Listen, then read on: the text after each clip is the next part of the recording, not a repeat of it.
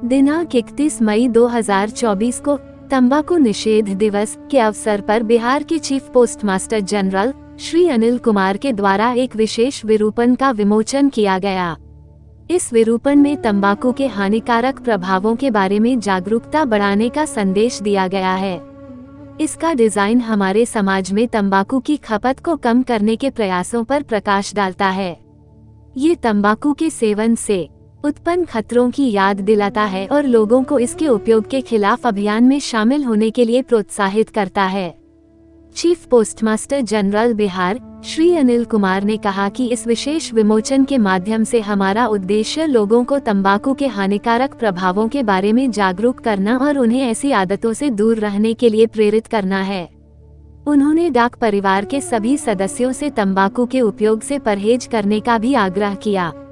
Media से बातचीत करते हुए श्री अनिल कुमार ने कहा कि तंबाकू के उपयोग के खतरों के बारे में जागरूकता बढ़ाने के लिए हर साल 31 मई को तंबाकू निषेध दिवस मनाया जाता है। इस दिन को खास बनाने हेतु एवं तंबाकू के सेवन से दूर रहने के महत्व को उजागर करने के लिए एक विशेष विरूपण का विमोचन डाक विभाग द्वारा जारी किया गया है। डाक विभाग इस विरूपण के माध्यम से समाज के प्रति अपनी दायित्व का भी निर्वहन कर रहा है। समारोह का आयोजन फिलेटेलिक ब्यूरो पटना जीपीओ में किया गया।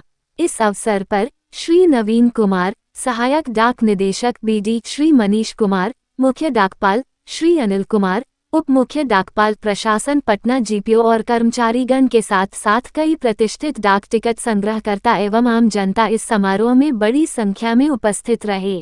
अलग अलग थीम को डेडिकेट किया गया है।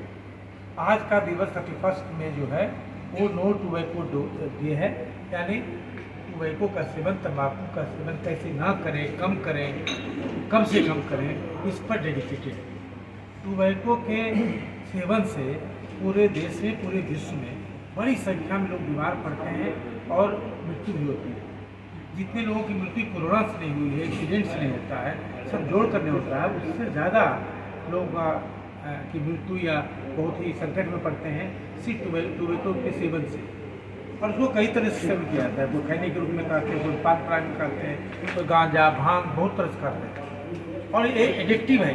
एक बार अगर आपको आदत पड़ गई तो छुड़ाने के लिए कोशिश करना पड़ेगा, लेकिन ये बहुत ही हानिकारक है। अनेक बीमारी को अगर जमा कर देंगे, उससे ज़्यादा जो हानि इस अकेले टोबैको की सेवन से। तो इसी को कैसे कम करें, अवेयरनेस फैला करके, लोगों को समझा करके, लोगों को काउंसलिंग करके, कुछ बंदिश लगा करके, टैक्स लगा करके, दुकानों पर बंदिश लगा करके, बहुत तरीके हो सकते हैं। हम लोग का हमने आज एक स्पेशल कैंसिलेशन या विशेष विरूपण जारी किया है, जिसमें दिखाया गया है कि तंबाकू के सेवन से आपके हेल्थ को कैसे बुरा प्रभाव पड़ता है, आपके हार्ट पर कैसे असर करता है।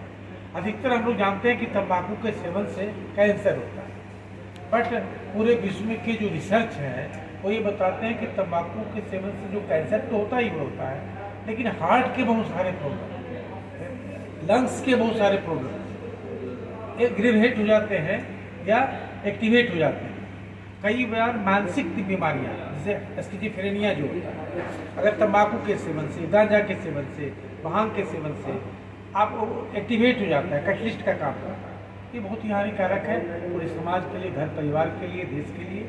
और सबसे खराब बात क्या है कि उससे जो डेथ होता है, जो बीमारी होती है, वो यंग लोग इसमें सफ़र करते हैं। अब 35 साल का बच्चा, 50 साल का बच्चा अगर का डेथ होता है या बहुत बड़ी बीमारी होती है, तो ये देश के लिए बहुत इकोनॉमिकली बहुत हार्मफुल है, क्योंकि जो प्रोडक्टिव पॉपुलेशन है वो उससे डैमेज होता है। एक घर परिवार के लोग छोटा बच्चा को 25 साल का, 35 साल का, 40 साल का वर्क करते हैं और उसके बाद उसका डेथ हो जाता है अगर, तो आप सोचिए उस घर परिवार में कितना लॉस हुआ। इमोशनल लॉस तो है ही है, अगर आप देखिए इकोनॉमिकल लॉस भी कितना बड़ा होगा। तो इन सारे बिंदुओं को ध्यान में रखकर इसको कैसे कम किया जाए, इसी को ये डेडिकेटेड आज का दिवस है और इसी पर हम लोगों ने स्पेशल कैंसिलेशन जारी किया है। इस आशा के साथ, इस अनुरोध के साथ कि इसका सेवन ना करें, कम से कम करें या ना करें, बेटर है।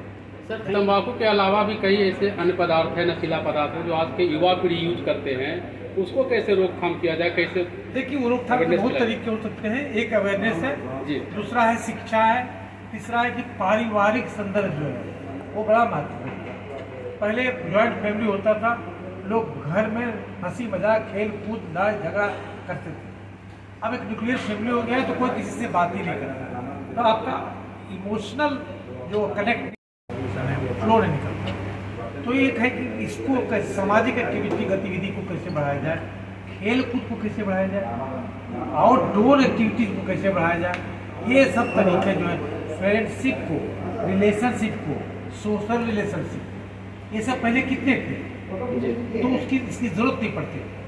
अब नए संदर्भ में इसकी जरूरत लोगों को पड़ने लगी। अगर इन सारे बिंदुओं पर अगर काम करेंगे तब ये बहुत घटेगा, नहीं या तो फिर बंदिश लगा करके। जिस तरह से बिहार में शराबबंदी है उस तरीके से सरकार को एक पहल चलानी चाहिए, नहीं इस तरह के नशीले पदार्थ को लिए? सरकार को चलानी चाहिए, समाज को चलानी चाहिए, फैमिली को चलानी चाहिए, एजुकेशनल इंस्टीट्यूशन को चलाना चाहिए। सिर्फ सरकार से नहीं होगा।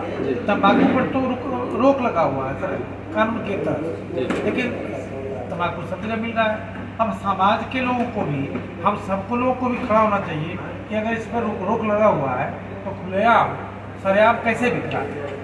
तो सरकार सिर्फ नहीं, ये सरकार, देखिए हमेशा ये बात समझने की जरूरत है कि समाज से सरकार बनता है, सरकार से हमेशा ऊपर समाज है, हम लोग उसको नीचे बनाते हैं। सरकार कभी समाज नहीं बना सकती, समाज सरकार बनाता है। तो सरकार की भी जरूरत है लेकिन समाज की भी जरूरत है। एजुकेशन जो शैक्षणिक संस्थाएं उनकी जरूरत है, परिवार की जरूरत, सबसे पहले परिवार की जरूरत। परिवार इतना छोटा या इतना टूट हो गया है कि वो एक अलग इमोशनल स्ट्रेस पैदा करता है और उसके चलते ये सब गतिविधियाँ शुरू। बहुत बहुत धन्यवाद।